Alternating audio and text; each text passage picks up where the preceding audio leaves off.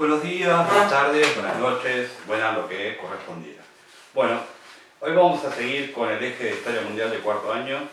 Vamos a ver qué pasa en Europa después de haber perdido, que en realidad ya habíamos dicho, que en realidad no hubo triunfadores en Europa de la guerra porque Europa perdió la hegemonía cultural, económica, política que tenía sobre el mundo, proceso que se va a hacer definitivo después de la Segunda Guerra Mundial.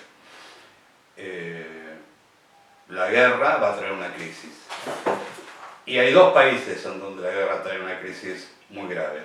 Uno pertenece al bando de los supuestos ganadores, que es Italia, y otro es el jefe de los perdedores, que es Alemania. Hoy vamos a hablar de qué pasó en Italia. En Italia la guerra trajo como consecuencia, más allá de la inmensa cantidad de bajas, casi 1 millón de muertos, una crisis económica y una crisis social. El avance del Partido Socialista, que plantea una reforma en Italia, un ascenso de los trabajadores, entonces se van a producir tomas de tierra, huelgas, tomas de fábrica y demás, un gran auge, se llama bienio rojo en Italia por el color de la bandera socialista, obviamente. ¿Cómo van a reaccionar los grupos más ricos, los grupos económicos, los grupos hegemónicos, los grupos dominantes, frente a este ascenso de la lucha de los campesinos y de los obreros? Bueno, van a reaccionar en forma violenta. Van a empezar a reprimir las huelgas, las movilizaciones, las tomas de campo, las tomas de fábricas, y ahí aparece un ex socialista que va a liderar este movimiento en contra de los reclamos populares. Ese personaje se llama Benito Mussolini y es el creador de un movimiento político relativamente novedoso que es el fascismo, ¿no? Y que, después vamos a ver, va a llegar al poder en 1922. Ahora bien, ¿cuál era el proyecto político del fascismo? Bueno, en realidad el fascismo no es muy coherente en su proyecto político, ¿no? Se plantea como una contradicción, como una revolución de derecha. ¿Qué quiere decir esto? El concepto de revolución es cambiar las cosas, cambiar el capitalismo por otro orden social más justo, más solidario. En cambio, esto se plantea como una renovación que no es tal, porque el fascismo es fundamentalmente conservador, ¿sí? Y digamos que extrema los medios para asegurar el status quo, el orden establecido.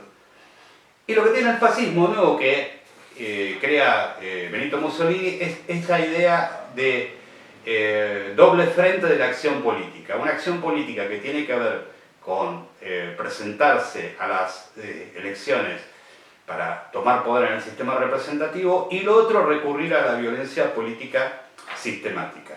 De hecho, los faccio dei laboratori o squadriste, que eran matones armados.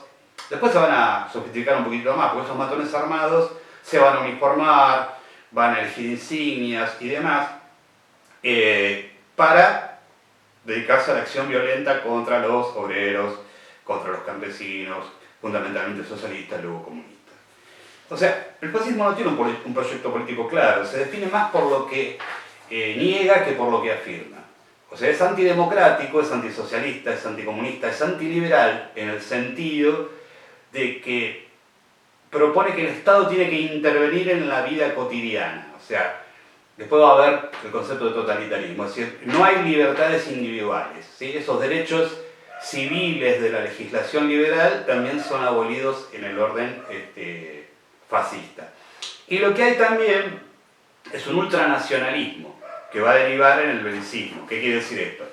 Que bueno, si Italia es lo único importante, el único país más importante del mundo, etcétera, etcétera, etcétera, todas las demás naciones deben subordinarse a Italia.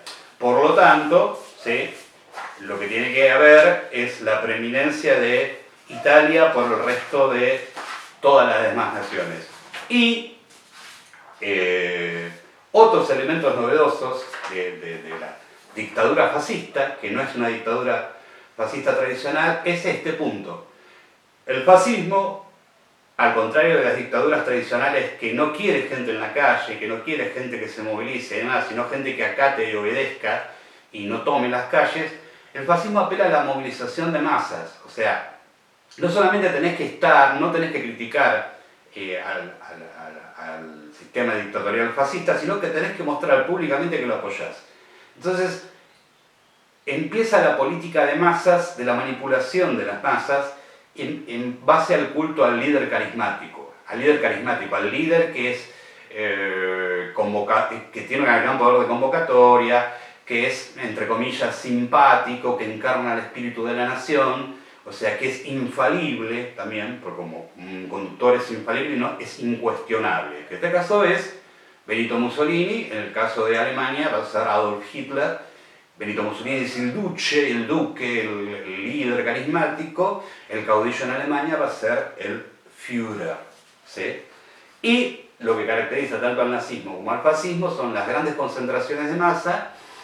Bueno, el lugar clásico de Mussolini, donde él hablaba y la gente aplaudía, y victoriaba y agitaba banderas italianas, era la Piazza Venezia, en Roma. La ciudad donde se van a hacer los actos masivos nazis van a ser en una ciudad que se llama Nuremberg, que después se van a juzgar los crímenes de guerra en ese mismo lugar, en Nuremberg. O sea, y se utiliza mucho la propaganda, o sea, lo novedoso del fascismo y después del nazismo es que utiliza los medios masivos de comunicación que recién empiezan a instalarse como medio de difusión de propaganda política. Obviamente no había tele, todavía no había tele, pero sí había radio, ¿sí? Durante el fascismo ya se empieza a ver radio. Están los medios, los diarios, por ejemplo. Y después hay otro medio que evoluciona rápidamente, que va a ser utilizado como instrumento de propaganda política, que va a ser el cine. De hecho, Hitler consigue una muy talentosa cineasta, Leni Riefenstahl, que va a filmar dos películas de propaganda nazi. Una se llama El triunfo de la voluntad y otra se llama Olimpia, sobre los Juegos Olímpicos que se hicieron en Alemania en 1936. Están en YouTube, si quieren verla, es interesante. El deporte también es utilizado por el fascismo y el nazismo como un medio de manipulación política de masas, ¿sí? O sea, obviamente los deportistas nacionales, representantes del verdadero espíritu italiano o alemán o de la raza aria, tienen que mostrarse en el campo de deporte, obtener triunfos deportivos. Por eso digo, los Juegos Olímpicos de Alemania en 1936 y esta película que yo le dije, Olimpia.